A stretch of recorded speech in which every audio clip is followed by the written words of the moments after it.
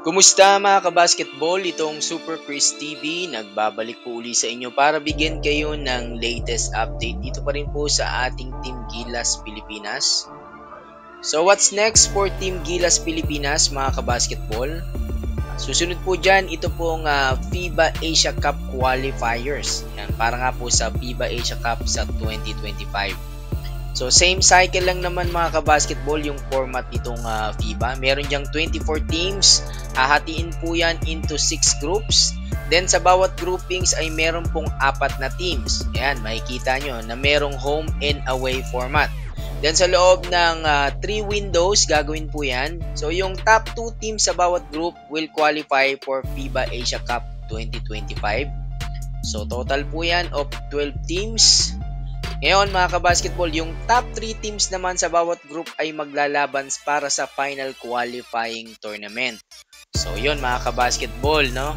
Yung top 3 teams ng bawat group dadaan pa rito sa qualifying tournament. So masalimuot yan kabasketball, kaya as much as possible dapat we aim for number 2 or number 1 spots. Ayan, so FIBA Asia Cup 2025 qualifier. So opening window mga kabasketball is February 2024 of next year. So gaya nung naging tanong natin dun sa ating nakaraang poll mga kabasketball. So gusto nyo pa ba na gawing regular coach na ng Team Gilas itong si Coach Tim Cone mga kabasketball, o dapat pa bang kumuha ng foreign coach na merong FIBA at international experience? Or halimbawa, ang gawin naman natin gawing head coach itong si Coach Tim pero kumuha naman ng foreign consultants. So ano sa palagay nyo mga kabasketball?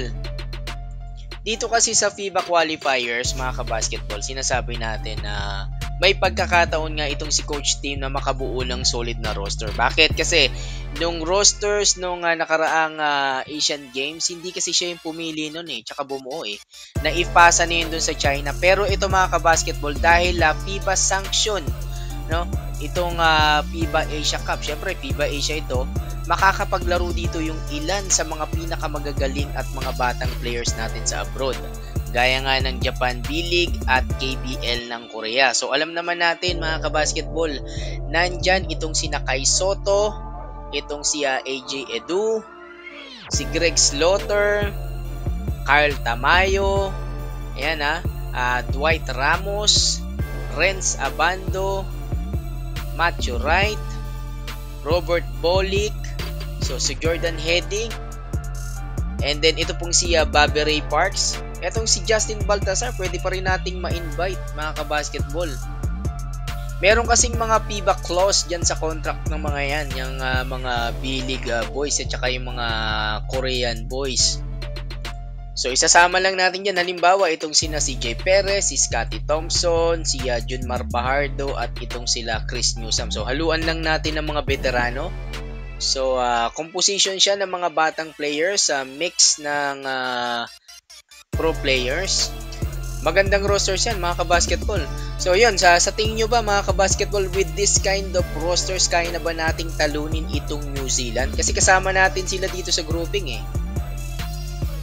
Sa tingin ko kabasketball, kaya naman with Justin Brownlee. Sama natin dito as naturalized players at yung mga batang players. So malaki yung chance natin na makapasok uli dito sa finals ng FIBA Asia Cup or mag-compete dito.